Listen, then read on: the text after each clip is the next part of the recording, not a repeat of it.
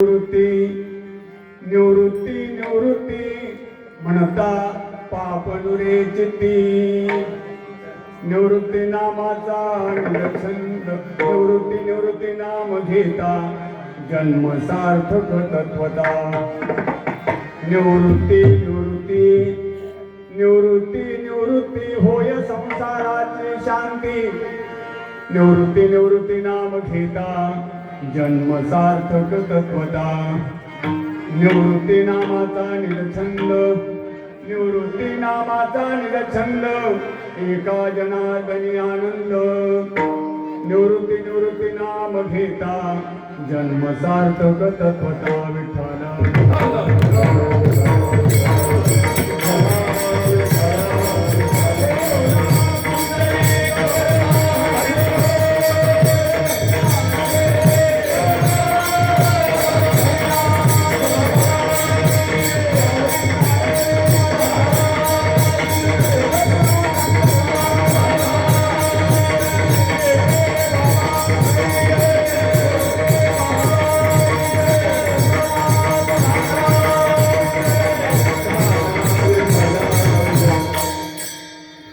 मनोजवं मारुततुल्य वेगं जितेन्द्रिय बुद्धिमतां वरिष्ठं वातात्मनं वानरयुतमुख्यं श्रीरामदूतं शरणं प्रपद्ये महायोगपीठे तटे भीमरथ्यां वरं पुण्डरीकाय धातुमिन्द्रे समाकृत्य तिष्ठन्तमानन्दकन्दं परब्रह्मलिङ्गं भजे पाण्डुरङ्गं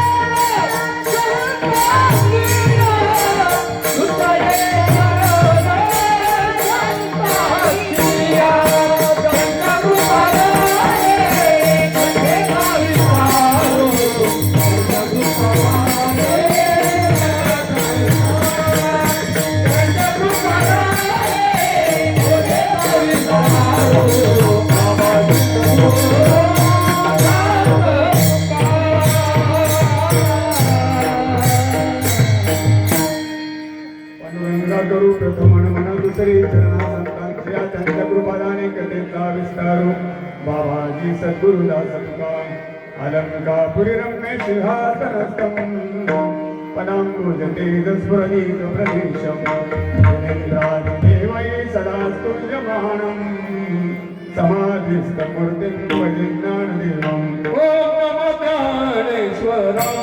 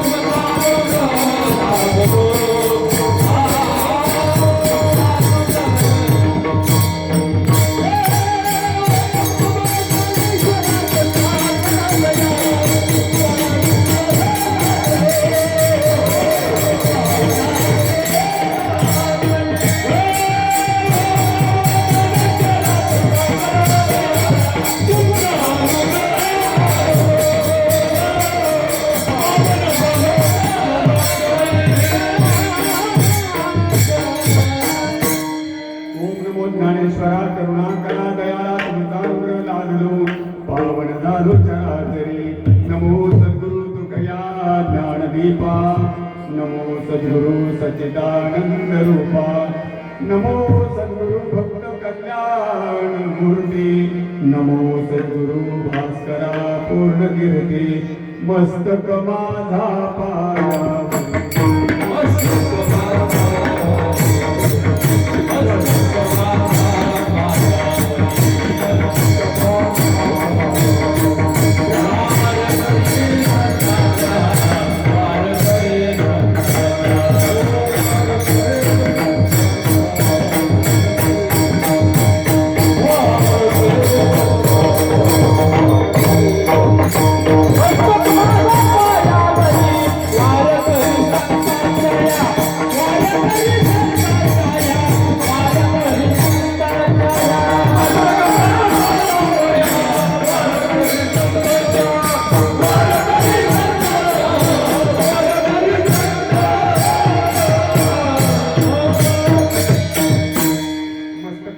पायावरी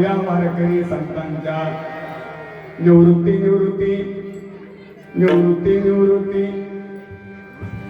म्हणता पापनुरे चित्ती निवृत्ती निवृत्ती नाम घेता जन्म सार्थक तत्वता प्रस्तुत विको कमी करा प्रस्तुत आज सेवे करता निवडलेला अभंग पैठण निवासी शांती ब्रह्म एकनाथ महाराज यांचा 4 चरणाचा आणि निवृत्तीदारांची स्तुती करणारा अभंग आज सेवेसाठी निवडलेला आहे. विठ्ठल सेवेला प्रारंभ करण्यापूर्वी पर्याय असा सज्जन व सार्वत प्रमाणे आपल्या पाटण गावामध्ये चालत आलेला अखंड हरिनाम सप्ताह अखंड हरिनाम सप्ताहाचं हे 54वे वर्ष आणि 54व्या वर्षाची आजच्या 3ऱ्या दिवसाची कीर्तनरूपी सेवा पाढी क्रमांक 3 बरोबर का यांच्या वतीनं आमच्या सारख्याच्या पदरात पडली आमचं भाग्य म्हणावं लागेल. आता मी मगाशी ते म्हणलं आम्ही 45 जण आहे ते म्हणलं आम्ही अख्खा सप्ताह 15 जणात करतो एका पाडीला 45 जण आहे. भाग्यवान बाबा तुम्ही एवढे एका पाडीमध्ये मंडळी आणि समस्त ग्रामस्थ मंडळी पाटण यांच्या सर्वांच्या संयुक्त विद्यमानं आलेली सेवा. आता काय होतंय मगाशीच आमच्या बालकृष्ण महाराजांनी भली एवढी मोठी यादी आणली म्हणजे एवढी नावं घ्या मला नाही ती सवय नावं घ्यायची. काय होतं एका म्हणता भले तुझे सहजची निंदिली एकाला तर भलं म्हणणं दुसऱ्याची निंदा होते. आणि तुम्हाला एक सांगू मंडळी कीर्तनामध्ये कमीत कमी या गादीवरून तरी आपलं नाव घेतलं नाही पाहिजे असं मला वाटतंय. काय तुमचं मत असेल मला माहित नाही कारण की वर्णावी ती थोडी एका विठ्ठलाची कीर्ती मानवाची बोलू नये. इथं त्या गादीवरून ती जागा नाही नाहीतर तुम्ही संयोजक ऐकून बोलणारच आहेत ना आणि तुमची नाव कोणाला माहित नाही कोणाला माहित नाही सांगा बरं मी तर कोणाला ओळखत नाही असं सांगा.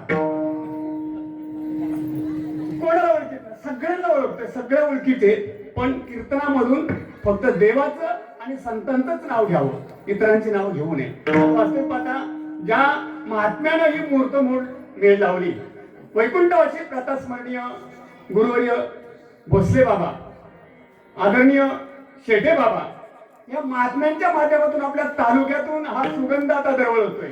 आज वास्तविक पाहता त्यांचे फार मोठे उपकार आहेत आपल्यावरती आणि त्यांचे उपकार विसरता कामा नये. आणि म्हणून आज सत्य आपण आज 54 वर्ष कोणाची 60 वर्ष कोणाची 70 वर्ष पर्यंत पोहोचले. आता थोरांचा सप्ताह 70 वर्षाच्या पुढे पोहोचलाय. म्हणजे सांगण्याचा भाग काय ही कृपा कोणाची आहे तर ह्या महात्म्यांची आहे. महात्म्यांचं वर्णन करावं इतरांचं वर्णन करू नये. सांगण्याचा भाग असा आहे बऱ्याचशा गोष्टी माझ्याकडे आल्या म्हणजे राजे सुद्धा सांगितले पाहिजे पण माझा विषय तो नाही ना राजे सांगण्याचा. राजांमुळे कीर्तन हे मला माहिती आहे. राजे नसते तर आम्ही उभं राहिलो नसतो. ते रावण सत्य पण ते व्यासपीठ ते पाहिजे. परंतु बाबांना तुम्हाला एक विनंती करेल मी आपण शिवजयंती जरूर करा. मी त्या मताचा नाही का करा नाही करू नका ती नुसती कारण आहे ती घराघरात सुद्धा झाली पाहिजे शिवजयंती कारण की त्यांच्यामुळे आज महाराष्ट्र उभा राहिला आहे. जगामध्ये राजांचं नाव आहे परंतु सांगण्याचा एक माझा मधित अर्थ लक्षात घ्या मंडळी.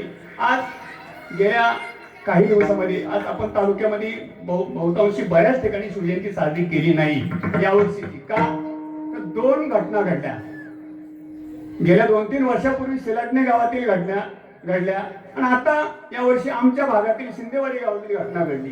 परंतु मुलांना माझी एक विनंती राहील तुम्ही ती ज्योत आणलीच पाहिजे असा काही भाग नाही.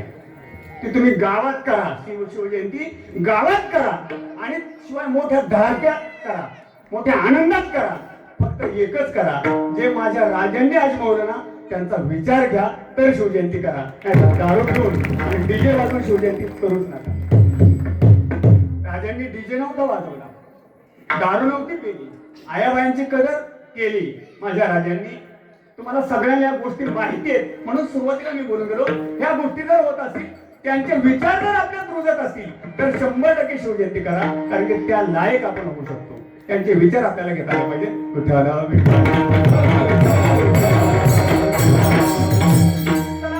सप्ताह का करायचा, कशासाठी करायचा, सप्ताहाचं आयोजन प्रयोजन काय असतं. वास्तविक आता सप्ताह जर म्हटलं तर परीक्षित राजाने केला की नाही. परीक्षित राजाने केला 7 दिवसाचा सप्ताह. हा परीक्षित राजाने केला की ही सप्ताहाची परंपरा आहे. 7 दिवसाचा सप्ताह का, तर तुम्ही आम्ही सुद्धा 7 दिवसात जाणार. का दिवशी जाणार आहे कोणी नाही जाणार कोणी. 7 दिवसात सगळे माझ्या सहित 7 दिवसात जाणार आहे. म्हणजे 7 दिवसाचा सप्ताह परीक्षितीने केला, कारण की त्यांचा तो मृत्यू काळ त्यांच्या पुढे दिसत होता. म्हणून काय करावं म्हणून 7 दिवसाचं पारायण, 7 दिवसाचं ते भागवत त्यांनी ऐकलं आणि आपल्या जीवनात सार्थक करून घेतलं. तिथपासून परंपरा जी आहे ती सप्ताहाची 7 दिवसाची. आता काही ठिकाणी 1.5 दिवसाचा सप्ताह, पूर्वीचा तुमचा सप्ताह 1.5 दिवसाचा होता. आता थोडा गेला वाढत 7 दिवसावर पोहोचला. परंतु शास्त्राचं सांगतं, शास्त्रानुसार जर पद्धतीने जर आपण ते नामस्मरण केलं तर त्याचं अधिक पुण्य आपल्याला मिळत असतं आणि ते पुण्य मिळवण्याकरता नामसप्ताह असतो. कारण की जेणेकरून सर्व मुलं लेकरं बायका सर्वांना तो आनंद मिळावा, सर्वांना नामस्मरण घ्यायला मिळावं. सप्ताह म्हणजे नेमकं काय हो. कीर्तन म्हणजे सप्ताह, की गायन म्हणजे सप्ताह, की वादन म्हणजे सप्ताह. नेमकं सप्ताह म्हणजे काय. आपण तर पत्रिकेत लिहिलं असतो अखंड विना नाद. अहो विणा म्हणजे सप्ताह आहे आणि तोच कंटाळा आहे. आम्ही बाहेरून विनेकरी आणतो आणि घ्या विणा म्हणतो. विनेकरून बाहेरून आणला पाहिजे, गावातलेच विनेकरी पाहिजे तर तो सप्ताह आहे. आता काय, आणि तो पण विनेकरी कसा असला पाहिजे, असा नसला पाहिजे.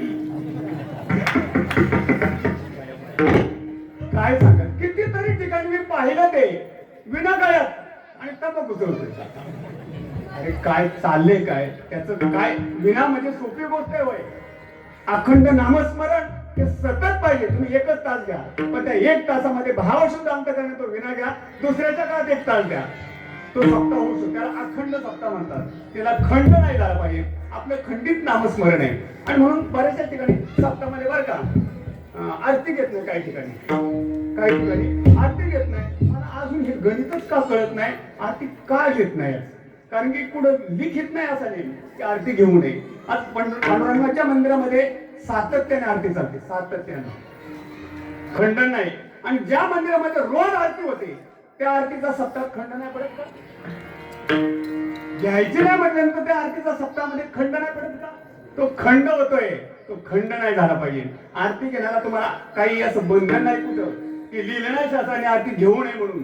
ती घेतली पाहिजे, फक्त पुढचे ते विनवणीचे अभंग ते घेऊ नये असं शास्त्र आहे. विठ्ठल विठ्ठल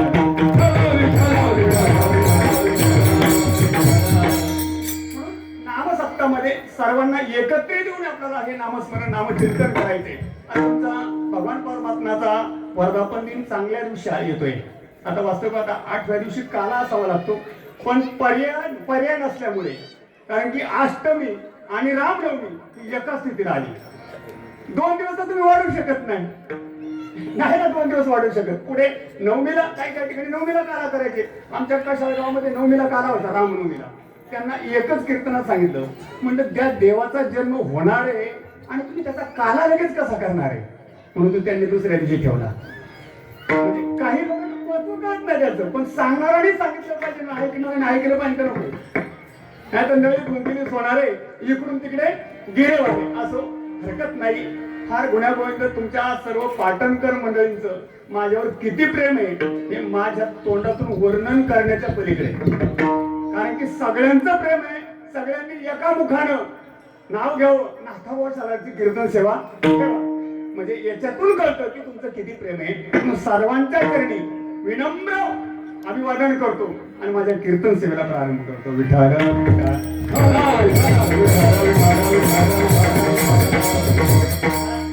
अभंग नाथरायांचा आहे, अभंग नाथरायांचा आहे, वर्णन नाथांचे आणि बोलणारा सुद्धा नाथाच आहे.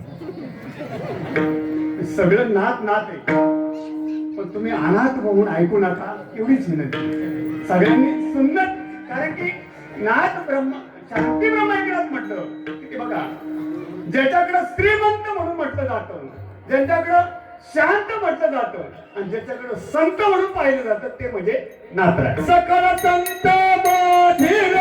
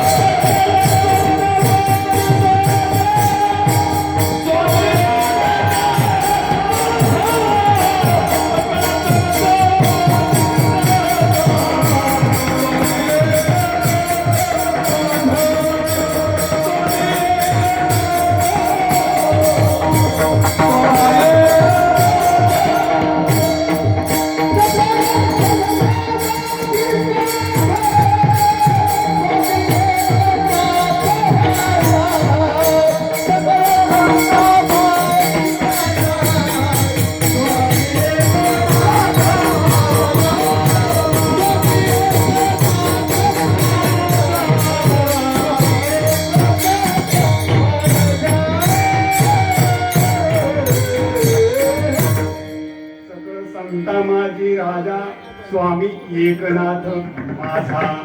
सगळ्या संतांमध्ये वरिष्ठ म्हटलं तर, सर्व संतांमध्ये श्रीमंत म्हटलं तर नाथराय.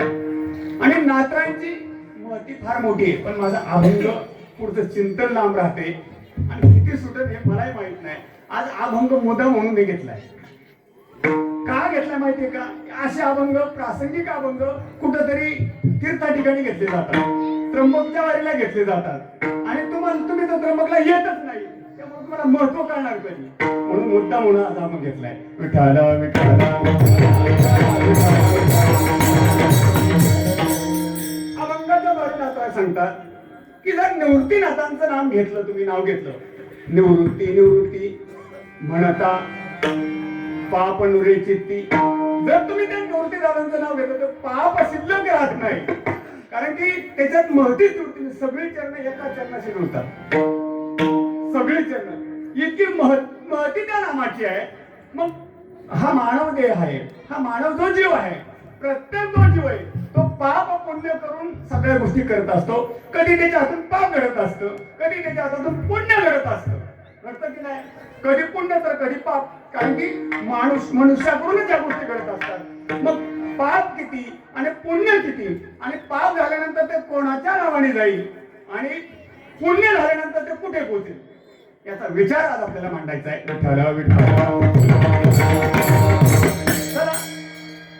पापाचे अनेक प्रकार आहेत. मी तुम्हाला काही थोडे सांगेल, जास्त नाही सांगणार. पापाचे अनेक प्रकार आहेत. पाप कसं लागतो, पाप कसं लागतं? पहिला मुद्दा, पाप असं लागतं, चांगल्या माणसाची निंदा करणं, चांगल्या माणसाला नाव ठेवणं की त्यांनी समजून जायचं आपण पापाची निर्मिती करून ठेवलेली आहे. चांगल्या माणसाची निंदा केली की तिथं पाप आलंच म्हणून समजायचं. येते निंदका पाशी सकल ही पापे, निंदका पाशी सगळी पाप येऊन त्याचा आश्रय करत असतात. म्हणून चांगल्या माणसाला कधी नाव ठेवायची नाही, चांगल्या माणसाची निंदा कधी करायची नाही. पापाचे प्रकार आहेत. चला दुसरा मुद्दा सांगतो. पाप अनेक कोणत्या प्रकाराने येतं? तंबाखू ओढून काढील जो धूर, बुडेल ते घर तेने पापे. जर आपण तंबाखू ओढून जर धूरच काढत असेल तर बुडेल ते घर तेने पापे. कोण म्हणते? तुकोबाराय सांगतात, नाथाबोराय सांगतात. बुडेले तो गळ गळ त्याने पापे. आम्ही कीर्तनात तंबाखू खातो. हो, तुला काय सांगायचं ते सांग.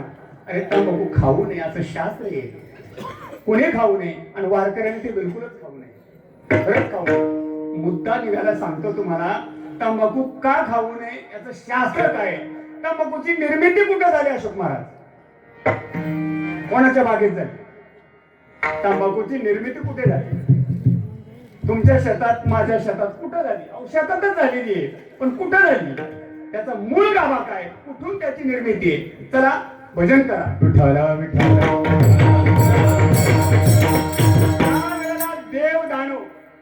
देव दानव हे त्यांची लढाई व्हायची, त्यांच्या वादिवाद व्हायचे. आणि त्या वादिवादामध्ये ज्या वेळेला देवांच्या गायी राक्षसांनी पळून नेल्या, राक्षसांनी गायी पळून नेल्या, देवानी युक्तिवाद करून त्या गायी परत आणल्या. पुन्हा राक्षसांनी त्या गायी पळून चालवल्या. आणि पळून चालवत असताना एका गायीचा कान कापला गेला. आणि त्या गायीच्या कानातून जे रक्त वाहत होतं, त्या रक्ताच्या थारोळ्यात जे झाड उगवलं ते तंबाखूचं झाड पहिल्यांदा उगवलं. आणि त्या झाडाला तिथपासून शाप दिला. शाप, आजपासून तुला कोणीच खाणार नाही. म्हणून तंबाखूच्या बागेला कुठं असं कुंपण तुम्हाला भेटणार नाही. तंबाखूच्या बागेवरती कधी फवारणी केली जात नाही, कारण की त्याला कीड सुद्धा लागत नाही. तंबाखूच्या बागेला फक्त म्हणले एकच प्राणी खाणार तुला. कोणता? मग तुम्हाला समजलं माहिती. एकच प्राणी खाणार म्हणजे तुम्ही, आम्ही. म्हणून तंबाखू ही मनुष्यच खात असतो, परंतु त्याचे परिणाम तुम्हाला सांगतो. तंबाखूची निर्मिती कुठे झाली? गायीच्या रक्तापासून. गायी ही हिंदू धर्मियांची देवता आहे. आणि जर तुम्ही तंबाखू खाल्ली तर गायीचं मांस खाल्ल्याचं पातळ तुमच्या पदरात पडते. मग खायची का पोत्याने खायची तुमचं तुम्ही ठरवा. विठ्ठला विठ्ठला. तंबाखू ओढून काढीचा जो धूर बुडेल ते घर त्याने पापे. हे पाप सांगतोय पापाचे प्रकार. पाप कसं लागतं? दुसरी गोष्ट, जर एखाद्यानं चुकीचं काम केलं, चुकीचं, आणि त्याला जर कुणी अनुमोदन दिलं, केले पाप जेने दिले अनुमोदन, केले पाप जेने दिले अनुमोदन,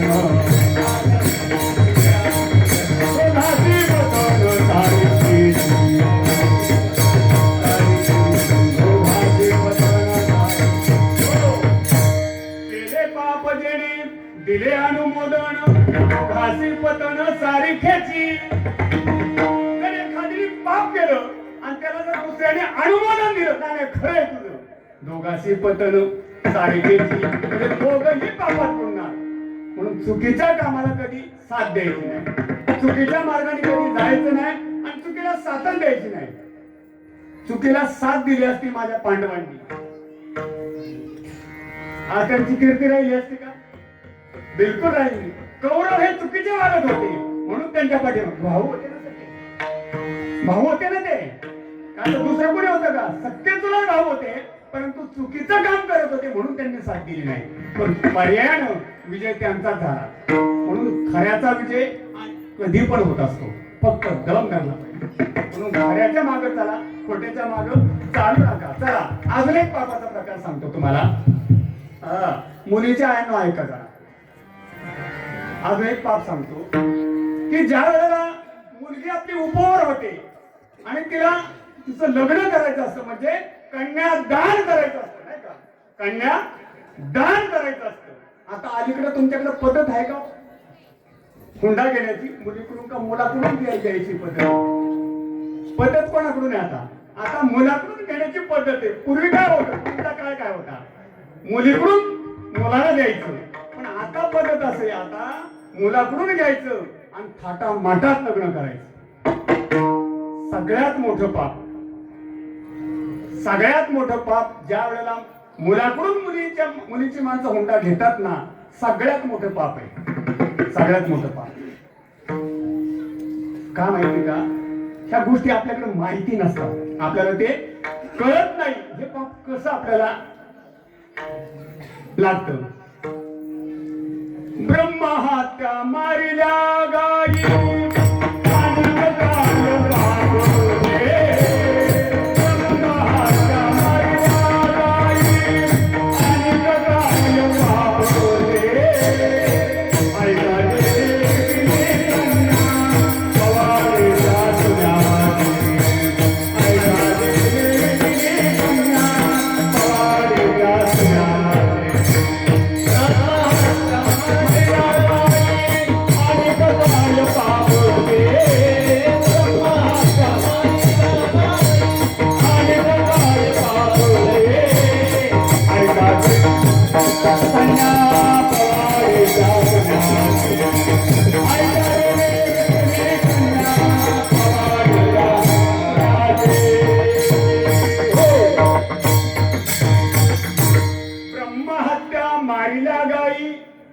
आणि काय पापते ऐका जेने विकिली कन्या पवाडे त्या सुनेचे.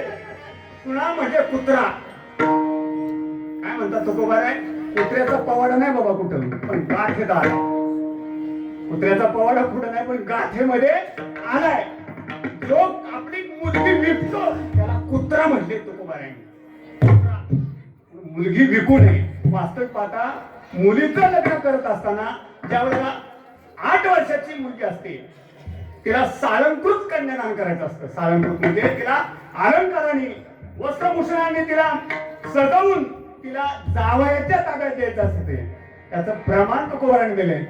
सालंकृत कन्यादान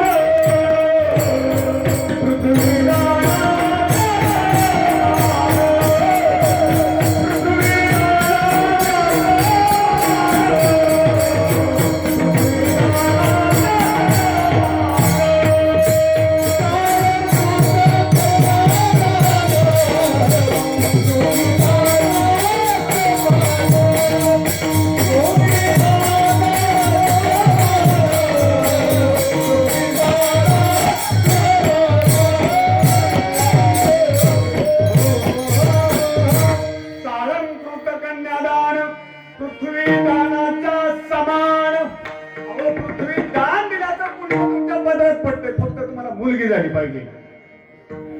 ज्याला मुलगी आहे ना त्यांनी समजून जायचं की मला पृथ्वीचं दान दिल्याचं पुण्य मिळणार आहे. सामान्य नाही मुलगी होणं. स्त्री धर्माचा आदर केलाय तुकोबार शास्त्रामध्ये, धर्मशास्त्रामध्ये किती मोठा आदर आहे की जर मुलगी जर झाली तर पृथ्वीचं दान आपल्याला करायला मिळणार आहे. फक्त तुम्ही तिला विकू नका. मुलाकून हुंडा घेणं, जावयातून हुंडा घेणं म्हणजे तिला विकणे. आणि विकणं म्हणजे त्याला कुत्रा म्हटले तुकोबारांनी. आपल्याला कुत्रा म्हणून घ्यायचे काय म्हणून घ्यायचं ते ज्याचं त्याने ठरवा. हे तुकोबारांचे, हे माझं नाही. म्हणून इथं पाप लागतं. पाप ब्रह्महत्या मारिल्या गायी आणि काय पाप ते ऐका जेने विकली कन्या पवाडे त्या सुन्याचे. म्हणून याला पाप लागतंय. हे पापाचा प्रकार आहे. किती पाप सांगितली मी आतापर्यंत? 2-4 झाली म्हणायची. तर अजून एक सांगायचं. तसं मी नुसतं पापामधूनच कीर्तन होईल. एवढी पाप सांगता येते. कितीतरी पाप आहेत पण एवढं सांगायचं नाही. मला मूर्ती नाटाकडे यायचे. विठाला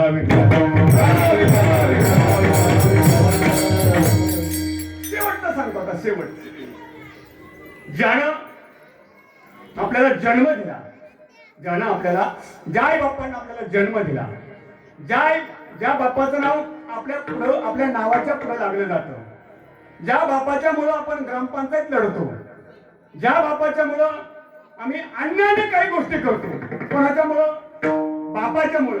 फक्त तुमचं नाव सांगून काही गोष्टी आणून दाखवा. कोणी पण स्वतःचं नाव सांगून काही गोष्टी मिळून दाखवा. जर तुमचं बापाचं नाव पुढे नसेल तर तुम्हाला काहीच मिळणार नाही. काय तुम्हाला साधं रेशन सुद्धा मिळणार नाही नुसतं तुमचं नाव असेल तर. पण बापाचं नाव पुढे असेल तर घेऊन जा म्हणते. म्हणजे बापाशिवाय पर्याय नाही. परंतु जर त्या आई बापांना आपण सांभाळत नसेल, तू का म्हणे पाप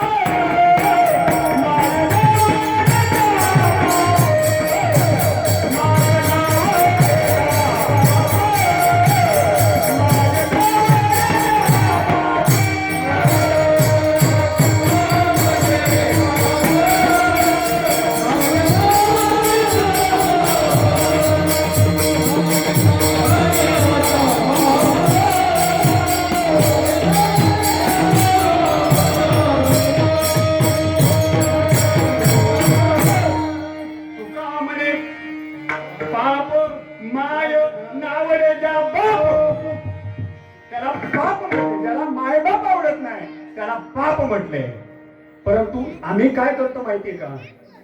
बाईलेचा गोदा आवडी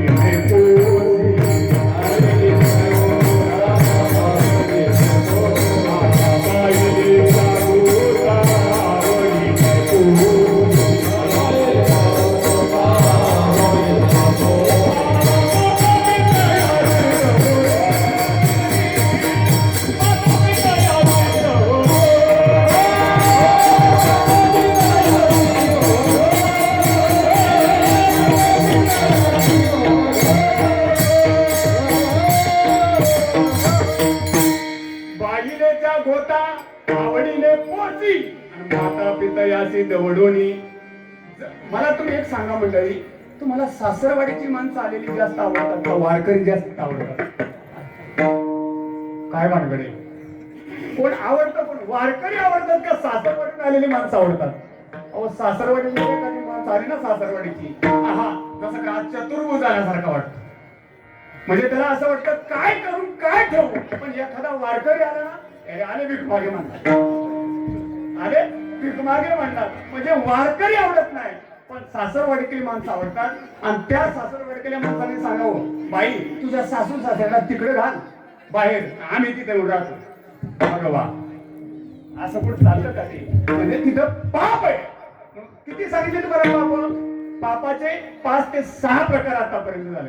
पहिला प्रकार काय सांगितलं तुम्हाला? चांगल्या माणसाची निंदा करणं पाप आहे. तंबाखू खाणं पाप आहे, बरोबर? तंबाखू खाणं पाप आहे. दुसरी गोष्ट, एखादा वाईट कर्म करतो त्याला साथ देणं पाप आहे. तिसरी गोष्ट, आपली पोटची मुलगा विकणं पाप आहे. आणि 5वी गोष्ट, आपल्या आई वडिलांना न सांभाळणं पाप आहे. मग आता एवढी पाप आहे, अजून किती सांगू तुम्हाला? नाही मग हे पाप जातील कशाने? तुका म्हणे पापे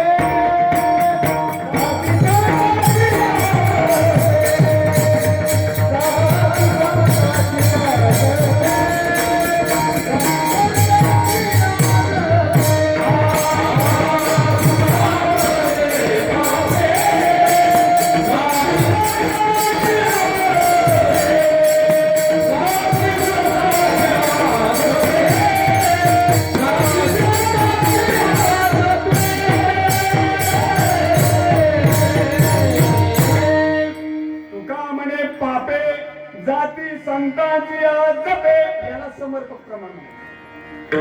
खुटी मारली अशीच मारली पाहिजे, नांगर का हल्ला पाहिजे. समर्पक प्रमाण म्हणजे ती पाप एकतर संतांच्या नावाने जातात, दुसरी गोष्ट देवाच्या नावाने जातात. नाम संकीर्तन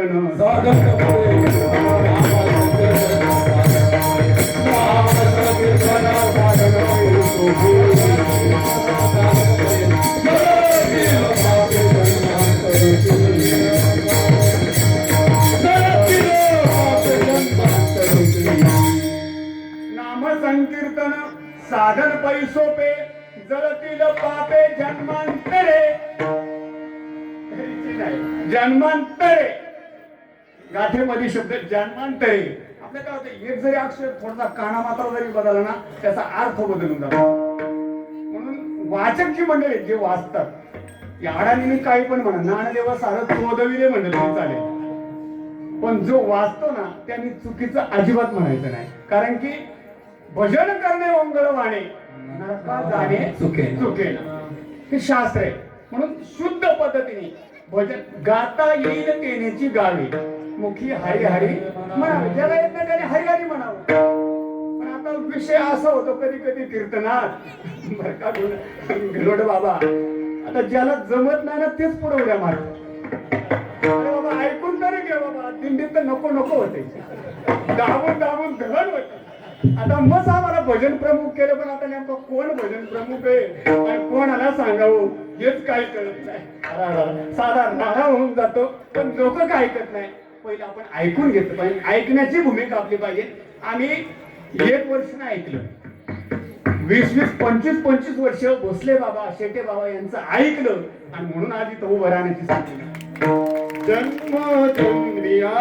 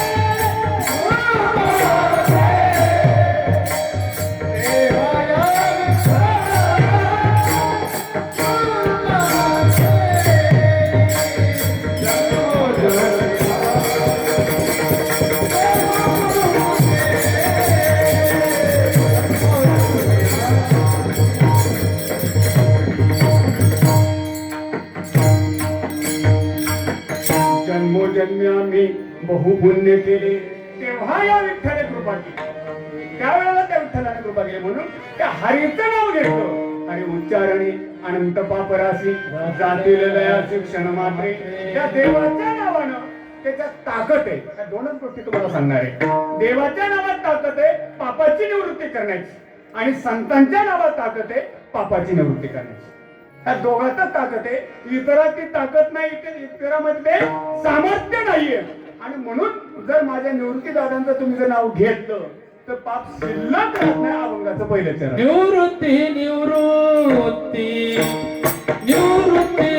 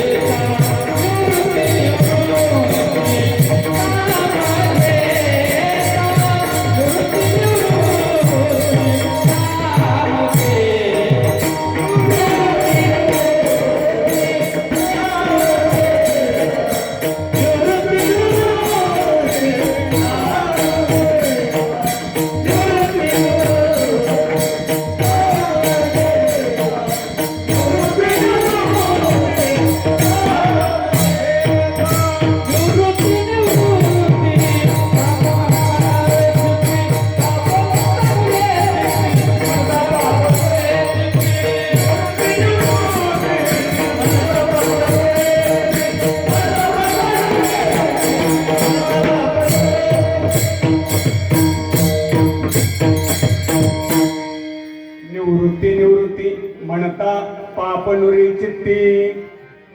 बारकावे नाही का चिंतन जरा वेगळे. आज मी घेतानाच वेगळे घेतलेले, पण मला काय सांगतं मग त्याने सांगतात, पण बारकावे नाही का. उज्जैन राजामध्ये उज्जैनमध्ये एक परमानमय भोज नावाचा राजा आहे. परमानमय भोज नावाचा राजा आहे आणि तो तिथे राज्य करत होता आणि त्याची सेवा करण्याकरता अनेक मंडळी होती. त्याने एक दिवस असं केलं की त्याला असं वाटलं की आपण शिकारीसाठी जावं, आणि म्हणून त्यांनी काही सैन्य आपल्या बरोबर घेतले, रथ आपल्या बरोबर घेतला, हत्ती घोडे सगळं बरोबर घेतलं आणि तो शिकारीसाठी निघाला. आणि पुढे आल्यानंतर तिथं क्षिप्रा नावाची नदी आहे. त्या क्षिप्रा नावाच्या नदीपासून उज्जैनला कुणी गेला असेल तर तिथं क्षिप्रा नदी आहे. मग त्या नदीच्या काठावरून जात असताना तिथं रजक कन्या धुणं धुत होत्या. रजक म्हणजे परीट. त्या रजक कन्या तिथं धुणं धुत होत्या. आणि मग त्या धुणं धुत असताना एक नाकीनेकी असणारी मुलगी, फार सुंदर, फार रूपवान, आणि ती त्या राजाच्या मनात बसली. आता वास्तविक आता राजा असा होता की जन्मभर त्याने पापच केलं नव्हतं. वाईट गोष्ट कधी त्याच्या मनात येत नव्हती. ती त्याच्या मनात बसल्याबरोबर पुढे गेल्यानंतर त्याने विचार केला आणि म्हणला आपण आयुष्यभर पाप केलं नाही आणि हे आपल्या मनात आलं तरी कसं, हे आपल्या मनामध्ये आलं कसं. सेवकांना सांगितलं रथ मागे फिरवला. रथ मागे फिरवला, थेट डायरेक्ट घरी राजवाड्यातच नेला. त्याने विचार केला आणि सगळ्या अष्टप्रधान बोलवले, प्रधानांना बोलवलं. ऐका मंडळी म्हणले, काय झालं म्हणले, मी रिटर्न आलोच कसा याचं उत्तर मला पाहिजे. आता ही मंडळी विचार करायला लागली, तुम्ही रिटर्न आला आम्हाला काय सांगताय, तुमच्या मनात काय, तुमच्या मनात तर मला माहितीये का, बरं तुम्हाला माहितीये का मी काय सांगणार आहे. कोणाच्या मनात कुणी सांगू शकत नाही, कोणाच्या मनात काय येईल कधी येईल ते सांगू शकत नाही. म्हणजे अचानक झालं काय बोलायला, अचानक भोजन राजाला नेमकं झालं काय, मी मागे रिटर्न का आलो हे फक्त सांगायचं उत्तर द्या. म्हणजे आमच्याकडे ते उत्तर नाही. म्हणजे नाही. मग काही तलवार काढली, म्हणलं सगळ्यांचा चिडचिड करणार. म्हणजे राजा असं करता काय तुम्ही, हे असं नाही करायचं. म्हणजे मग एक काम करा, म्हणजे आपल्या अष्टप्रधानामध्ये एक ज्योतिषी आहे, भविष्य सांगणार आहे, तो ते सांगू शकतो, आमचं काम नाही. हे बाकीच्यांचे काम नाही, आम्हाला ते कळणार बी नाही. बोलवलं त्या ज्योतिषाला, म्हणजे सांग मी मागे का आलो. त्यानं प्रामाणिकपणे सांगितलं, म्हणजे राजे एक काम करा, मला एक 7 दिवस द्या. 7 दिवस झाल्यानंतर त्याचं उत्तर मी तुम्हाला देईन. तोही सुद्धा गोंधळा, भविष्यकार असताना सुद्धा आता याचं उत्तर द्यायचं कसं काय याला, तू मागं काय आहे कसं काय सांगायचं. म्हणून त्यांनी शोध घेतला, सगळीकडे शोधत शोधत शोधत निघाले आणि सगळीकडे पाहिलं. 6 दिवस झाले पण याला काही शोध लागला. कोणाला, भविष्यकाराला. आता एका भविष्यकाराचा शोध लागलाय. हा आले काय नव्हतं, मी ऐकताय म्हणायचं. भविष्यकाराचा शोध लागला कसा तरी. असे लय भविष्यकार आहेत, पण आपली भविष्य उलटी फिरलेत ना, त्याच्यामुळे आम्ही तिथपर्यंत काय चाललंय असो. म्हणजे 6 दिवस झाले, आता उद्या मात्र राजा मला मारणार. आणि म्हणतो क्षिप्रा नदीच्या काठावर आला, तिथे त्या रजकन्या धुवतच होत्या. आणि मग तिथं काठावर आला, पाण्याच्या काठावर बसला, आपला पाय हलवत बसला. आता मी मरणार उद्या, आता माझा शेवटचा दिवस आहे, आता काय करायचं. म्हणून तिथे एक ती रजक कन्या त्या ठिकाणी आली. म्हणजे ती वेश्येची मुलगी होती, ती मुलगी वेश्येची होती. तिथे आल्यानंतर तिने याच्याकडे पाहिलं, म्हणले मंगलदास. म्हणजे माझं नाव हिला काय माहिती, त्याचं नाव मंगलदास होतं, वीरमंगल होतं त्याचं नाव, वीरमंगल. म्हणजे वीरमंगल तुम्ही इथे काय करताय. म्हणजे तुला माझं नाव कसं माहिती. म्हणजे मला सगळं कळतं. ती वेश्याची मुलगी म्हणते मला सगळं कळतं. म्हणजे मग सगळं कळतं तर मग मी इथं का आलो. म्हणजे तुला खरं सांगू का, तू इथं का आला. तुझ्या राजाला ज्या वेळेला शिकारीला जायचं होतं, तो शिकारीला इथून गेला आणि शिकारीला जात असताना त्याच्या मनात ती रजक कन्या बसली. आणि म्हणून त्याला असं वाटलं, एवढा चांगला राज्य असताना हे मनात तरी का पाप आलं, हे पाप माझ्या मनात तरी का आलं, एवढंच त्याला वाटलं. म्हणून तो मागे गेला. म्हणला काय उत्तर मिळाले, म्हणलं एवढे दिवस फिरतोय, 6 दिवस फिरतोय, मला उत्तर मिळाले नाही. म्हणजे नक्की, अहो म्हणजे नक्की, पण हे कसं नाही. म्हणजे कसं नाही तुला नंतर सांगत, पण उत्तर त्याचं हे लगेच निघाला तिथून. 7वा दिवस उजाडलेला होता, 7व्या दिवशी त्याची कत्तल होणारच होती, ते त्याच्या मनात होतं. पण उत्तर मिळालं, तो लगेच तिथे निघाला, राजवाड्यात गेला, मीटिंग बोलवली, सभा घेतली. आणि त्या सभेसमोर राजाने तलवार तर पहिली हातातच घेतली. बोल, सांगतो का उडूशीर. राजा थांबा, एकतर माझं उत्तर बरोबर असेल, तुम्हाला जर बरोबर वाटलं तर जीवदान द्या, आणि खोटं वाटलं तर उडवा. कारण की आता तुमच्या मालकीचे आम्ही, तुमचं खातोय, तुमच्या हातात सगळे. म्हणजे ठीक आहे. म्हणजे काय म्हणजे राजे, हे पहा तुम्ही इथून रथ जोडला. म्हणजे हो. आणि इथून गावाच्या बाहेर गेले. म्हणजे हो. क्षिप्रा नदीच्या काठावर गेले. म्हणजे हो. तिथे रजक कन्या धुणं धुवत होत्या. म्हणजे हो. तिथे नाकी नीती अशी मुलगी तुम्ही पाहिली. म्हणजे हो. ती तुमच्या मनामध्ये भरली. म्हणजे हो. आणि मग हे पाप तुमच्या मनामध्ये आलं तरी कसं, आणि एवढ्या करता तुम्ही मागे आलात. म्हणजे आता मारायचं तर मारा, नाही तर सोडून द्या. लगेच राजाने ती तलवार टाकली आणि त्या मंगलदासाला अशी मिठी मारली. म्हणजे वा, म्हणजे हेच माझ्या शंकेचं निरसन, हेच माझ्या शंकेचं उत्तर आहे. म्हणजे पाप तरी माझ्या मनात कसं आलं. म्हणजे म्हणजे राजा माझा आहे आता तुमचा नाही. म्हणले तुला सांगितलं कोणी. एक काम करा म्हटले, त्या सगळ्या सेवकांना सांगितलं, एक चांगली शाल आणा, श्रीफळ आणा, काही सोन्याच्या मोहरा आणा, मला त्यांचा सत्कार करायचा आहे. वीर मंगलाचा म्हणजे सत्कार करायचा आहे. म्हणजे राजा हा सत्कार माझा नाही म्हणले. म्हणजे कोणाचा आहे. म्हणजे गावाच्या बाहेर वेश्या राहते, तिच्या मुलीचा प्रताप आहे, हा माझा नाही. म्हणजे मी एवढ्या दिवस पंचमीला चालली, सगळ्या गोष्टी चालल्या, आडवं तिडवं सगळं 1 2 3 टाकून सगळं पाहिलं, मला काय ते मिळालं नाही. पण तिने सांगितलं म्हणजे चला तिकडे. मग त्या रजक कन्येला तिथे पोहोचले राजा आणि तो वीरमंगल. तिथे गेल्यानंतर तिला विचारणा करण्यात आली, म्हणजे तुला कसं समजलं. म्हणजे मला हे समजण्याचं एकच कारण आहे, म्हणजे मी वेश्या नाहीये, मी वेश्याची मुलगी आहे. पण माझ्या आईनं मला त्या कर्मामध्ये, वाईट कर्मामध्ये ओढलं नाही, मला तिकडे नाही ओढलं. पण माझ्या आईला पश्चाताप झाला तेव्हा मी लहान होते. आणि लहान असताना माझ्या आईने ठरवलं मला या पश्चातापाचं काहीतरी प्रायचित मिळावं, नाहीतर काहीतरी मला त्याच्यातून सुटका मिळावी, याच्याकरता ती काशीला गेली. तिला घेऊन काशीला गेली. तिथे रामानंद स्वामी राहत होते. काशीमध्ये रामानंद स्वामीच्या जवळ गेली आणि त्या रामानंद स्वामींना विचारलं, हे पहा, मी माझ्या कर्माने गुंतले आणि या कर्मात बुडून गेले, माझी सुटका कशी होईल एवढंच तुम्ही सांगा. त्या रामानंदानं 14 अक्षराचा मंत्र दिला त्याला. कोणाला? त्या वेश्येला 14 अक्षराचा मंत्र दिला आणि त्याबरोबर असंही सांगितलं, हे बघ, म्हणजे ह्या 14 अक्षराने तुझा तर उद्धार होईलच, पण तुझ्या मुलीचा सुद्धा उद्धार होईल. तुझ्या मुलीला सुद्धा मी हा 14 अक्षराचा मंत्र आज देतोय आणि इथून पुढे तुझ्या मुलीला कुणी हात लावणार नाही. कुणी तुझ्या घरी अनेक अशी धन दौलत घेऊन येतील, ती तिच्या पुढे टाक. येताना कुभावणीने येतील, पण जाताना त्यांची सुभावना होईल. कारण की त्यांनी एकदा का तो उमरावर आणला, त्याची भावना बदलून जाईल आणि ते धन तिथं तुझ्या मुलीला ठेवून जाईल, पण तुझ्या मुलीला हात कोणी लावणार नाही. हा आशीर्वाद दिला कोणी? रामानंद स्वामीने. हा, म्हणजे तुम्ही जागेत काही मला पाहिजे ना. रामानंद स्वामीने तो आशीर्वाद दिला आणि तिथून निघून आले. आणि मग म्हणजे तिथून पुढे म्हणजे मी आजपर्यंत तोच जप करते. कोणता? 14 अक्षराचा. सांगतो पुढे तुम्हाला मी. तोच जप आता मी करते आणि त्या जपावरच मी तरले. म्हणून मला या त्रिभुवनात काय चाललं हे मला त्या नामामुळेच कळते. त्या जपा 14 अक्षराच्या मंत्रामुळेच मला ते कळते. मग म्हणजे मला सांग, कोण म्हणतोय? तो मंगलदास म्हणतोय, मला सांग. म्हणजे तुला सांगण्यासाठी ते रामानंद वाट पाहतात तुझी आणि तुझ्या करता ते जिवंत राहिले. तू तिथे जा. आणि मग तो मंगलदास आहे ना, निघाला, काशीला गेला.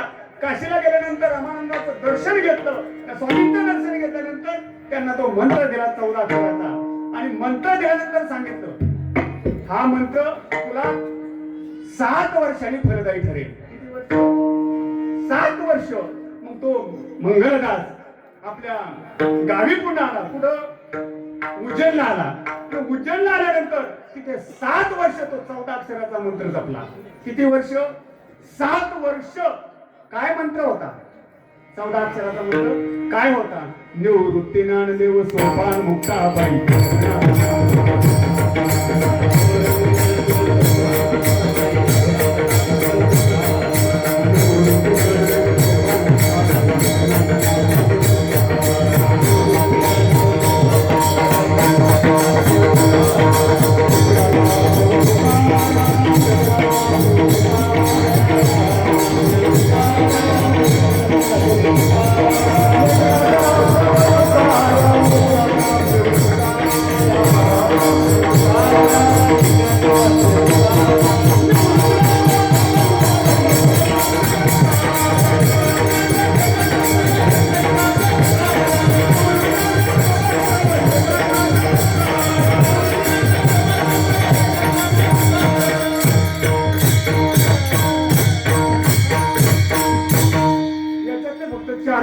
निवृत्ती, ज्ञानदेव, सोपान आणि मुक्ताबाई. किती अक्षर होतात बघा. घरी गेल्यावर हिशोब करा पाहिजे. अहो 14 अक्षराचा मंत्र आहे. त्या 4 भावंडाची जर नावं घेतली तर हा 14 अक्षराचा जप आहे. आणि तो 14 अक्षराचा जप त्या मंगळदासाने जपला. 7 वर्षानं त्या वेळेला दिंडी गावातून चालली होती. गावाच्या वेशी बाहेरून अशी दिंडी चालली होती. त्यांच्या लक्षात आलं दिंडी चालली, दिंडीला आपण सामोरे जावं. त्या दिंडीत कोण कोण होतं तर ही मंडळी होती. निवृत्ती, ज्ञानदेव, सोपान, मुक्ताबाई, एकनाथ, नामदेव, तुकाराम, जनाबाई सगळे संत होते त्या दिंडीमध्ये. आणि मग त्यांनी ओळखलं हाच मंत्र काढू, हीच मंडळी काढू. आणि मग त्या नाम जपानं त्या वेशीचा सुद्धा उद्धार झाला आणि त्या मंगळदासाचा सुद्धा उद्धार झाला. कशाच्या नामानं? निवृत्ती निवृत्ती म्हणता पाप नुरे चित्ती. असं ते पाप सिद्ध करायला नाही म्हणून संतांच्या नावाला फार महत्व आहे. संतांचं नाव आपण घेतलंच पाहिजे, कारण की त्यांच्या नावानं अशा कितीतरी गोष्टी होतात. म्हणून संतांचं वर्णन करावं. ते प्राणाही परवते माझं आवडते निवृत्ते जे भक्त चरित्राचे प्रशंसती ज्ञानोबाया सांगतात. ते प्राणापेक्षाही मला आवडतात, कारण की ज्या संतांचा आपण गुणगान गातो ना ते माझ्यापेक्षा जास्त आवडतात. का आवडतात माहिती का? देवाला भक्ताविना देवा आवडते काही आणि त्रिभुवनी नाही आण तुझे. त्रिभुवनात सुद्धा दुसरं कोणी आवडत नाही मला, एवढे भक्त आवडत असतात. म्हणून त्या संतांचं नाव आपण घेतलं पाहिजे. आणि एकदा की त्यांचं नाव घेतलं निवृत्ती निवृत्ती नाम घेता जन्म सार्थक तत्वता. आपल्या जन्माची सार्थकता होत असते, सार्थकी लागतं आपलं जीवन. म्हणून माणसाने जगत असताना चांगलं जगावं, चांगलं जगा, काहीतरी करू नका जगू. देवाचं नाव घ्या, संतांचं नाव घ्या. मी का तुम्हाला संतांचं नाव घेतो? कारण की कार्य संतांचं देवापेक्षा मोठे आहे. कार्य हे संतांचं देवापेक्षा मोठे, म्हणून देवाला ते आवडतात. सांगू काय थोडक्यात? विठाला विठाला कार्य का मोठं मी म्हणतो संतांचं? कारण की देवापेक्षा का मोठे संत आहे तुम्हाला माहिती असेल. तुम्ही ऐकून आहे सगळ्या गोष्टी, सगळ्यांना सगळं ज्ञात आहे. आज तसं जर पाहिलं तर 5 संत मुख्य सांगितले शास्त्रामध्ये. तशी फार मोठी यादी आहे. 157 संतांची यादी कुठं सांगतात, काही 100 संतांची यादी सांगतात. अशा बऱ्याच ठिकाणी याद्या आलेल्या आहेत संतांच्या. पण मुख्य पंचायतन संत म्हटलं तर पण आपण म्हणतो ना पंच कमिटी. ज्ञानोबा आहे त्या अध्यक्ष त्या कमिटी, तुकोबा आहे, नाथराय, नामदेव महाराज आणि निळोबा आहे. ही पंच कमिटी आहे. ही पंच कमिटी आहे. यांचं कार्य तुम्ही पहा. मी सगळ्यांचं 1-2-3 जणांचं सांगतो. ज्ञानोबारायांचं कार्य काय आणि देवाचं कार्य काय तुम्ही पहा. एक गोष्ट बारकावे नाही, काही बारकावे नाही, की ज्या भगवंतानं दगडाची बाई केली का नाही? तिथं गोष्ट खोटी आहे का? केली का दगडाची बाई? बरं एक सांगा बरं, ती बाई होती का गडी होता? दगडाची बाई केली म्हणजे, पण बाई होती का गडी होता? बाईच होती ना, ती आईल्या होती. तिला इंद्राने गौतम ऋषीने शाप दिला म्हणून ती दगड झाली ना, म्हणून ती दगड झाली. आणि त्या दगडाची बाई रामाने केली. नुसतं पदस्पर्शानं, रामाच्या पदस्पर्शानं ती बाई झाली. अहो यात काय नवले? श्रेयचा तो केला पुरुष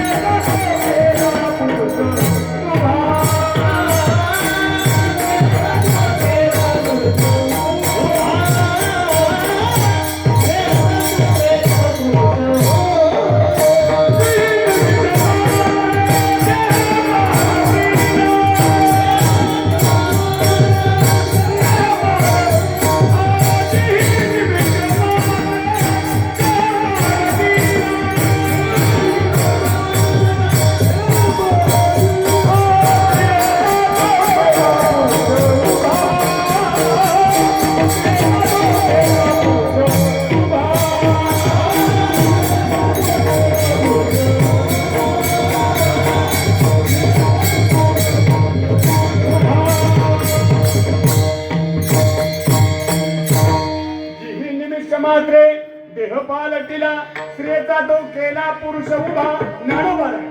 ज्ञानोबारायांनी बाईचा पुरुष केला. हे नवले हे कार्य संतांचं हे मोठे. चला दुसरीकडे चला. भगवान श्रीकृष्णानं गोकुळामध्ये दूध काढलं बैलाच, बरोबर ना? बैल धोवितो नंदा घरी किंवा आपुल्या घरी, असा हिशोब, असाही पाठ आहे. बैल धोवितो नंदा घरी. मला काय सांगायचंय, तो भगवान श्रीकृष्ण आहे, तो भगवान परमात्मा आहे, तो काही करू शकतो. तो बैलाचं दूध काढू शकतो, सगळं काही कारण की तो करतो मान्यता करतो, त्याच्याकडे शक्ती आहे, तो काही करू शकतो, काही करू शकतो. त्याच्याकडे तेवढं सामर्थ्य आहे, कारण की पोषितो जगाशी एकला तो, सगळं त्याच्याकडे सामर्थ्य ना, तो करू शकतो. त्या बैलाची गाय सुद्धा करीन तो, करीन ना तो. पण मला एक सांगा, जिवंत बैलाचं दूध काढलं की मेलेल्या बैलाचं? जिवंत बैलाचं काढलं ना, तो देवाने काढलं. पण माझ्या तुकोबाराने दगडाच्या नदीतलं दूध काढलं. पूजलं दूध नंदीचे काढलं, नंदीचे काढलं.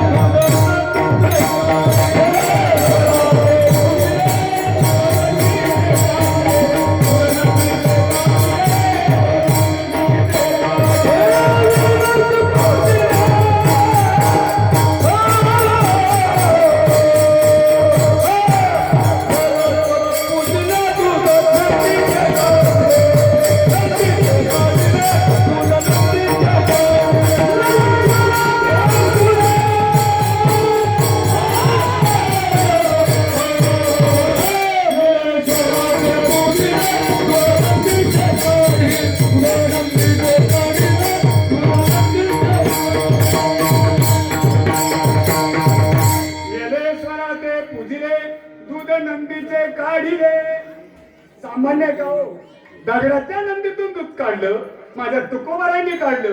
तर अजून एक गोष्ट सांगतो, सगळी माणसं मरतात की नाही? जगायला तर कोणी आलेलं नाही, हे तर उरो नाही आले अवतार, सगळी मरतात. पण रिटर्न कोणी येतो का? परत येतो का? अरे आले ना तुकोबार आहे, काय म्हणताय? ते पण एक वेळा नाही, 2 वेळा नाही, 3 वेळा नाही, 4 वेळा आले. वैकुंठाहून परत खाली आले. हे कार्य देवापेक्षा मोठे आहे, हे कार्य देवापेक्षा, म्हणून त्यांचं नामस्मरण करायचंय.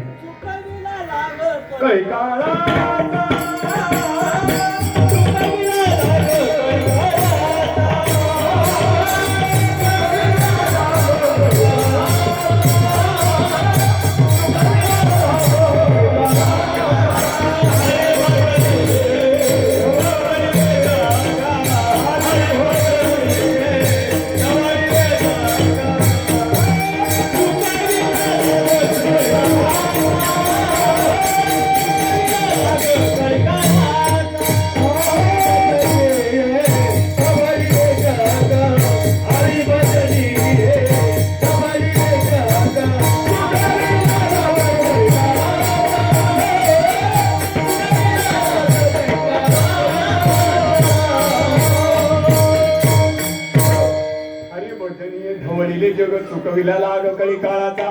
माझ्या संतांनी हे सगळं जग ढवळून काढलं आणि कळी काळाचा राग तोडून टाकला, म्हणून त्यांचं नाव घ्यायचंय. म्हणून संतांच्या नावामध्ये जी पावर आहे, निवृत्ती होय संसाराची शांती. निवृत्ती नावाचा निज छंद, एका जनार्दनी आनंद. सगळी चरण याकाशी जुळतात, म्हणून तुम्हाला म्हणून दिले ना आता ते. कारण मला पुढे फार मोठं महत्वाचं सांगायचंय तुम्हाला. इथून आता तुम्ही पाटण मध्ये, पण तुम्हाला इथून त्र्यंबक मध्ये न्यायचे मला. विठाला विठाला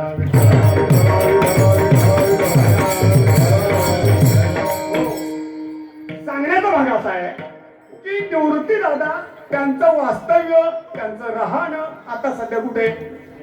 त्र्यंबकला आहे की नाही? त्र्यंबकेश्वराला आहे. म्हणून त्र्यंबकेश्वरची वारी सगळ्यात महत्वाची आहे. त्र्यंबकची वारी करण्याकरता किती जन्माची पुण्य लागते माहिती आहे मंडळी? 1000 जन्माची पुण्य लागते, तेव्हा त्र्यंबकची वारी घडते.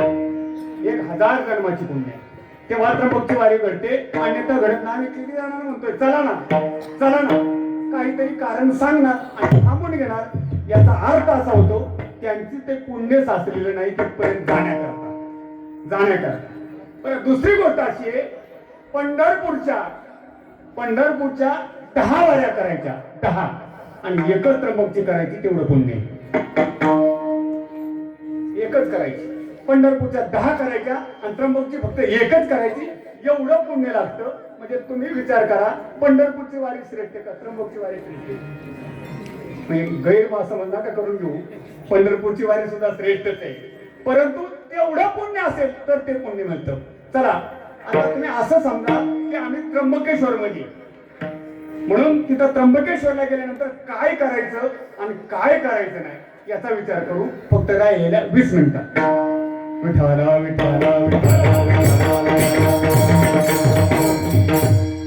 हे पहा. म्हणून त्र्यंबकेश्वर मध्ये गेल्यानंतर पहिलं निवृत्तीदादांचं पूजा करायची, तिथे पूजा करायची. मग ती पूजा करायची, पूजा कशी करायची, कोण्या प्रकारे करायची, पूजा करायची हे शास्त्र आहे. पहिलं तिथे गेल्यानंतर त्या तुळशी वाहणं ही पूजा करणं. तर काही लोक म्हणतात तिथे गर्दी असते, तिथे काय पूजा करून देणार नाही, नका पूजा करू. पण निवृत्ती दादाला भेटण्यात सुद्धा तुम्हाला पुण्य आहे.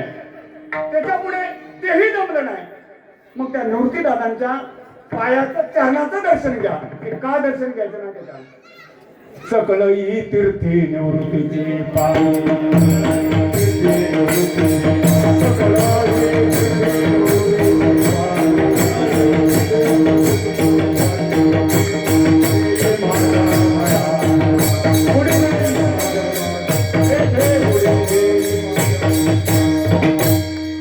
ही तीर्थे निवृत्तीचे पायी, तेथे बुडी गेली माझ्या मना.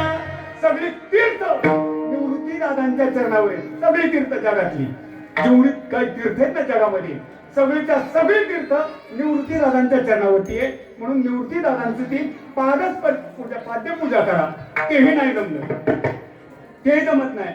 फक्त निवृत्ती दादांच्या बाहेरून या, ते बाहेरून फक्त समाधी न्या.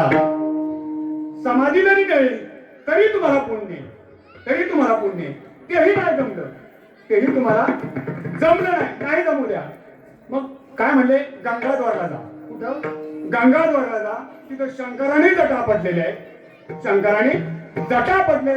आणि तिथे स्नान करा. म्हणजे तुम्हाला किती पुण्य मिळेल, त्या गंगा स्नानाचं फार मोठं पुण्य मिळेल. काही म्हणतात कसं काय चढायचं बाबा, एवढ्या वर जायचं आणि ते कशी आंघोळ करायची, ते नाही जमणार आम्हाला. नाही जमणार ना, तीच गंगा खाली गोदावरी मध्ये आलेली. कुठं? कुंडामध्ये, कुशावर्तामध्ये. इंद्राने तिथे तिला आणलेले. त्याच्यात मध्ये कुशावर्ता करिता स्नान, त्याचे वैकुंठी राहणे. वास्तविक पाठात कैलाशी पाहिजे होतं तिथं, पण इथं असा पाठ घातला ना तर त्याचे वैकुंठी राहणे म्हटले. कैलाशी पाहिजे होतं, कैलाशी बरोबर होतं ते, पण तिथं ते राहणं तिथं होतं. म्हणून कुशावर्ताचं स्नान घडलं पाहिजे. म्हणजे तेही आम्हाला जमणार नाही. म्हणजे पुढे एक काम करा, ते नाही जमत, फक्त ब्रह्मगिरीला एक प्रदक्षिणा करा. नामा म्हणे प्रदक्षिणा, त्याच्या पुण्या नाही गणना. जर का ब्रह्मगिरीची प्रदक्षिणा, बरं मला एक सांगा मंडळी, सोपान दादा तुम्ही जुने वारकरी आहे तिथे, तो ब्रह्मगिरी हे नाव का, हा मोठा प्रश्न आहे. आणि हेच कुणी सांगत नाही. मेन म्हणजे त्या डोंगराला ब्रह्मगिरी नाव कधीपासून पडलं, कुणी दिलं ते नाव त्या डोंगराला? काय मत आहे तुम्ही म्हणा, तुला काय सांगायचं, सांगायसाठी लागलंय ना. बरं सांगतो. पहिल्यांदा ज्या वेळेला भगवान शिवाचं स्थान, भगवान शिवानं तिथं तपश्चर्या केल्या. भगवान शिवाचं ते वास्तव्य आहे. आणि म्हणून मोठ्या माणसानं एखाद्याने चांगलं काम केलं ना, मगाशी सांगून गेलो, ते एखाद्याला देखवत नाही, ते ब्रह्मदेवाला देखवना, ते शंकराला नावं ठेवायला लागले. नावं ठेवली. आता नावं ठेवल्यानंतर जरा असं वाटलं ब्रह्मदेवाला, म्हणजे मोठ्या माणसाची निंदा झाली आपल्याकडून. आता हे काय आपल्याला काय जगून द्यायचं नाही, त्याच्याच मनाला काहीतरी वाटतं ब्रह्मदेवाच्या. आणि म्हणून बरेच दिवस गेले आणि पुन्हा त्या भगवान शिवाकडे गेले. कोण? ब्रह्मदेव. म्हणजे शिवजी माफ करा, तुमची मी निंदा केली, माझ्याकडून निंदा झाली. भगवान शिव म्हणतात असे कितीतरी गेले. आणि मोठी माणसं ध्यानात ठेवत नसतात. मोठी माणसं कधी ध्यानात अरे म्हणजे मी कधीच विसरून गेलो, मला ते काय माहित नाही. पण तुम्ही विसरला, ते तुम्ही मला माफ केलं, याची खून काय, अरे खून काय म्हणजे? आता बघा भगवान शिव ते, अरे खून म्हणजे नेमकं काय करायचं, तुम्हाला काय पाहिजे, तुला काय पाहिजे, म्हणजे त्याची काहीतरी खून मला सांगा की मी विसरलोय. एक काम कर म्हणले, आजपासून माझं नाव टाकून देतो आणि तुझं नाव याला देतो, म्हणून तो ब्रह्मगिरी. म्हणून तो ब्रह्मगिरी आहे आणि तो गिरी ह्या नावाने उभा आहे. गिरी म्हणजे डोंगर, त्या नावानं तो तिथे तो ब्रह्म त्याला साक्षात आणि म्हणून त्याला जर प्रदक्षिणा केली तर त्याचं अगणित पुण्य म्हणतात. नामा म्हणे प्रदक्षिणा, त्याच्या पुण्य नाही गणना. त्याच्या पुण्याची गणती करता येणार नाही एवढं पुण्य मिळेल. कशा प्रदक्षिणा प्रदक्षिणा पण ती प्रदक्षिणा तशी नाही करायची. शेटे बाबांनी मी सांगायचे प्रदक्षिणा ब्रह्मगिरीची जर करायची म्हटलं तर पायामध्ये पादत्राणे घालायची नाही. किती तासाची प्रदक्षिणा आहे माहितीये का? आता आमच्यासारखी कडक माणसं आहे ना ती 6 तासात येतात. कडक माणसं 6 तासात येतात पण पायात चप्पल नाही, मागे पाहायचं नाही, पाणी प्यायचं नाही, कोणासंग बोलायचं नाही, काहीच आणि लघुशंका हे दोन्ही विधी करायचे नाही तर त्याला ब्रह्मगिरीची प्रदक्षिणा घडते. अन्यथा करायचीच नाही होते. एवढी कठीण प्रदक्षिणा आहे. बरोबर ती आम्हाला जमणार नाही. काही लोक म्हणतात ती आम्हाला जमणार नाही, मग नका करू. आता ते नाही ना, मला शेवटचं सांगतो का शेवट. आता सगळ्यांनी बारकाव्याने ऐका. आपले कीर्तन समाप्तीकडे चाललंय बघा. फक्त निवृत्ती दादांचं ध्यान करायचं. ध्यान काय करायचं? ध्यान करायचं. झाका बरं डोळे. पपेचाची शपथ आहे तुम्हाला. सगळ्यांनी डोळे झाका. डोळे झाका. 1-2 मिनिटात सांगतो मला. 2 मिनिटात संपवतो मला. फक्त डोळे झाका आणि निवृत्ती दादांचं ध्यान करा. आणि हे ध्यान रोज करायचे. आता सांगतो असं नाही, कीर्तनापुरतं सांगतो असं नाही. ध्यान करायचे. काय ध्यान करायचे? घरातून आपण निघालोय. मी त्र्यंबकच्या वारीला चाललोय. मी कुठं चाललोय? त्र्यंबकच्या वारीला चाललोय. एक तरी त्र्यंबकची वारी मला करायची आहे. माझ्याकडून एक तरी वारी घडली पाहिजे. कारण की त्याचं शास्त्र असं आहे, जर तुम्ही 1 महिनाभर काशीला चालला, काय 1 महिनाभर जर काशीला चालला आणि 1 दिवस जर त्र्यंबकच्या वारीला चालला तर त्या काशी यात्रेचं पुण्य तुम्हाला एका दिवसात मिळते.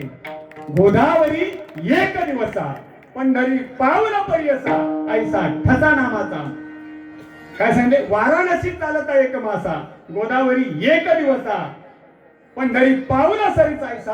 पुढचं नका. आपलं गोदावरी एक दिवसा, बस एवढं. एका दिवसाचं पुण्य, एका महिन्याचं पुण्य एका दिवसात मिळतं. एवढं सामर्थ्य. फक्त असं ध्यान करायचं.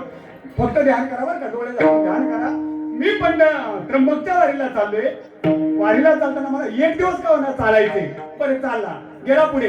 पुढे गेल्यानंतर निवृत्ती दादांचं ध्यान करतोय मी. ध्यान करत असताना ती पूजा करायची. कशी पूजा करा? प्रदक्षिणा करायची. ब्रह्मगिरीची प्रदक्षिणा माझ्याकडून झाली. गंगा स्नान माझ्याकडून घडलं. कुशावर्त स्नान माझ्याकडून घडलं. असं फक्त ध्यानात आणायचंय. आणि पुढे कुशावर्तावर पुन्हा आलो. एक कावड भरून घेतली. काय घेतली?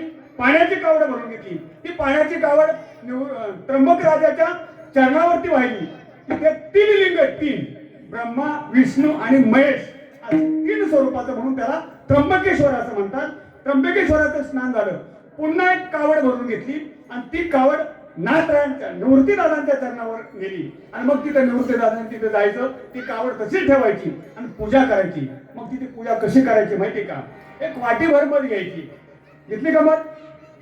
घेतली ना? बरं घ्या. एक वाटीभर पिठी साखर घ्यायची. घेतली का साखर? घेतली साखर. 1 ग्लासभर दूध घ्यायचे. तूप घ्यायचे. अशा सगळ्यात सिद्धा सामुग्री सगळी घ्यायची. आणि मग ते तूप ओतायचे, दूध ओतायचे, पिठी साखर ओतायची आणि मग चोळा समाधी. आता चोळा. चोळली का समाधी? असं खाली खाली खाली यायचे. निवृत्ती दादांना जरा पाय दाबायचे. असं पाय दाबत दाबत दाबत खाली आलं आणि परत ती असलेली कावड ती त्या समाधीवरती ओतायची. स्वच्छ पुसून घ्यायचे टावेल. बरं का, चांगला टावेल.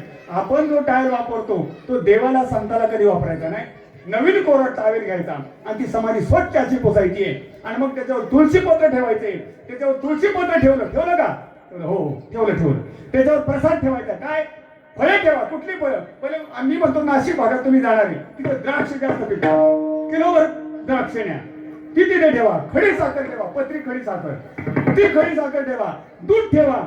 आणि त्याच्यावर तुळशीपत्र बाळगणे विसरू नका. कारण की तुळशीपत्राशिवाय देव नैवेद्य ग्रहण करत नाही.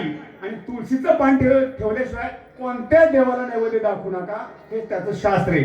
कारण की त्याशिवाय देव तो ग्रहण करत नाही. तसे निवृत्ती दादा ग्रहण करणार नाही. मग तिथे ठेवलं का तुळशीपत्र? ठेवलं तुळशीपत्र. ग्लासभर दूध ठेवा. शेंगदाणे ठेवा. सगळा प्रसाद ते ठेवा. आणि मग निवृत्ती दादांना सांगा, दादा असंच तुमचं आम्हाला रोज नित्याने ध्यान घडवून, आणि मग ध्यान जर घडलं तर आमच्या संसाराची निवृत्ती झाल्याशिवाय राहणार. स्मरता निवृत्ती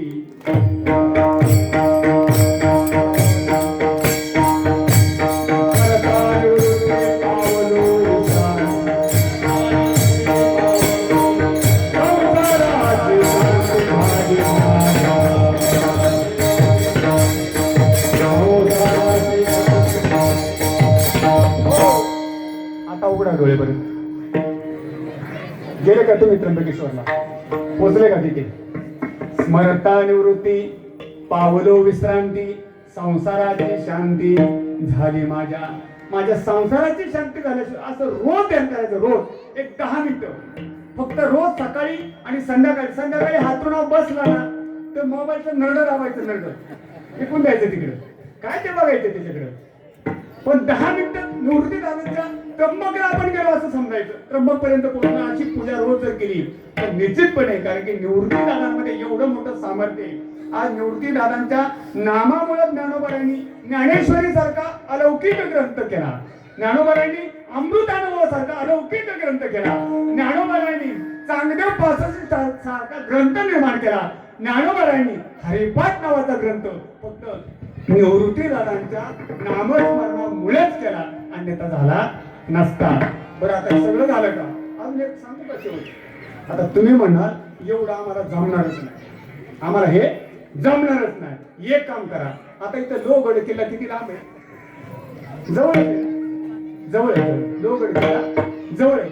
लोहगड किल्ल्याच्या वर जायचं, वर पार माथ्यावर जायचं, आणि उडी त्या बाजूला नाही टाकायची, इकडे भाजीच्या वर टाकायची. तुम्ही म्हणाल मरणार ना, अहो तेवढाच अधिकार बोललाय तुमचा. आता दुसरं काय बोलतो? एवढं सांगून जर जमत नसेल तर तेवढंच तिथं जायचं मरायचं. पण मरण्याकरता नाही आलो, तर तरण्याकरता आलो. ह्याच जन्मात तरणारे आणि जन्म नाही आपल्याला तरण्याकरता. याची काही घडे देवाचे भजन अनेक हे ज्ञान नाही कोटे. विठोबा रघुमा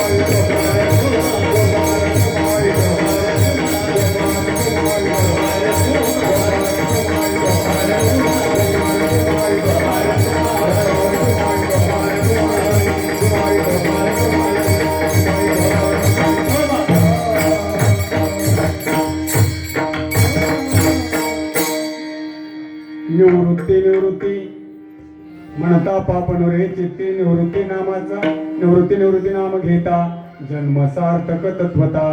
निवृत्ती संसाराची होय शांती. निवृत्ती नाम घेता जन्म सार्थक तत्वता. एक निवृत्ती नामाचा निज छंद एका जनार्दनी आनंद. निवृत्ती नाम घेता जन्म सार्थक तत्वता. सज्जनाओ, यथामती येत अवकाश. अभंग जरा थोडासा अवघड होता, कारण की कोणाच्या कानपाठ सुद्धा नाही, कुणी ऐकलेलं सुद्धा नाही. परंतु नाथरायांच्या गाथेमध्ये निवृत्तीनाथांची स्तुती ह्या प्रकरणात तो अभंग आलेला आहे, आणि निवृत्तीनाथांची स्तुती केलेली आहे. कारण की असे अभंग सप्ताहामध्ये घेतले जात नाही. कुणीच घेत नाही, पण मी मुद्दाम म्हणून घेतला, कारण की लोकांना समजावं, कळावं आणि नवीन नवीन काहीतरी समाजाच्या पुढे मांडण्याचा प्रयत्न करावा आमच्यासारख्या वक्त्यांनी. म्हणून ते आपलं आद्य कर्तव्य आहे, आपण ते केलं पाहिजे. म्हणून आजच्या या कीर्तनासाठी ज्या आयोजकांनी, ज्या संयोजकांनी मला इथं आमंत्रित केलं, माझं हे भाग्य म्हणावं लागेल. आणि तुमचं सर्व पाटणगावचं माझ्यावर अत्यंत मनापासून प्रेम आहे आणि त्या प्रेमापोटी आजची ही सेवा आहे. आणि म्हणून माझ्या या आजच्या सेवेसाठी आज लांबून लांबून मंडळी आली. आंतरमावळ भाग, तिकडे नाणेमावळ भाग, सगळ्या भागातून, परिसरातून मंडळी, आज खूप संख्येने मंडळी या ठिकाणी आलात. सर्व नाव घेण्याच्या जोगे आहात, आणि परंतु फक्त मी लायक नाही तुमचं नाव घेण्याचा, एवढाच प्रश्न आहे. कारण की माझा तो विषयच नाहीये. नाव का घ्यायचं नाही, तुम्हाला जर पुण्य प्राप्त व्हावं असेल असं वाटत असेल तर कीर्तनकाराने आपलं नाव घेऊ नये, कारण की हे शास्त्र आहे. आपल्याला पुण्य, कारण की आपण जे करतो ना, जे करतो ते आपलं ह्या हाताचं ह्या हाताला कळलं नाही पाहिजे, ह्या हाताचं ह्या हाताला समजलं नाही पाहिजे. पण आमचं काय माहिती का, 10 रुपये द्यायचे देणगी, 10 रुपये, आणि 42 वेळा पुकारा लावायचा. त्याच्यामुळे परिणाम काय होतो की दिलेलं काही त्याचा उपयोग होत नाही. मी तुम्हाला किती वेळा सांगितलं, अनेक वेळा सांगतो, भंडारा डोंगरावरती नाम सप्ताह होतो माघ शुद्ध दशमीचा. आजही तिथे तुम्ही बघा, कधीही जाऊन बघा, आणि माझ्या विरहित कोणाला विचारा, त्या कमिटीला विचारा, तिथे एलपी ट्रक येतो, एलपी मोठा एलपी, इतकं धान्य, इतकं ते सामुग्री असते, ती खाली करतो. ती लोक आताही विचारतात, अरे बाबा कुठून आलात, कोणाचं आहे, कुणी दिले, तुम्ही खाली करून घ्या. ते कुठून आले ते आम्ही बघू.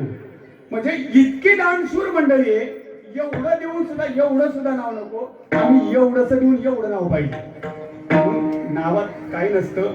अहो, नाव हे आपल्याला माहीत असतात. त्या देवाचं नाव घ्यावं, त्या संतांचं नाव घ्यावं, कारण की त्यांच्या नावानं आपल्या पापाची निवृत्ती होते, आपल्या संसाराची शांती होते, आणि आपल्याला आनंद मिळतो. हे आजच्या अभंगामध्ये आपल्याला पाहायला मिळाले. म्हणून पुन्हा एकदा त्या भगवान परमात्म्याचं आनंदाने मी पुढे म्हणणार आणि तुम्ही मागे म्हणायचं. संतांचं देवाचं नाव घेतल्याशिवाय आपली पाप जात नाही. नामदेव जनाबाई,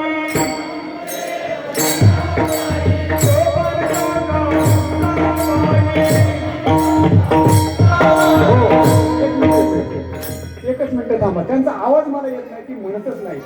परत एकदा, नामदेव जनाबाई, सोपान काका मुक्ताबाई, पाठीमागची मंडळी म्हणतच नाही. काय म्हणतो, नामदेव जनाबाई, सोपान काका मुक्ताबाई, नाही बरोबर करशील काही, नामदेव जनाबाई,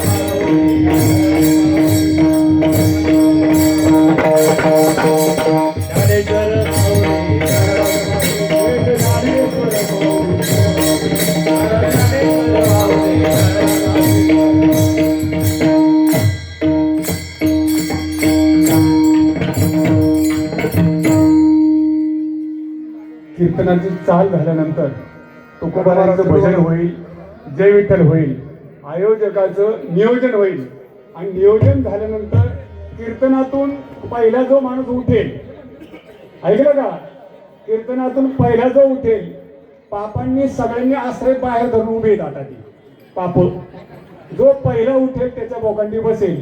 जोपर्यंत आयोजक म्हणत नाही ना उठा, तोपर्यंत कुणीच उठायचं नाही. हे शास्त्र आहे. म्हणा निवृत्ती नामाचा निज छंद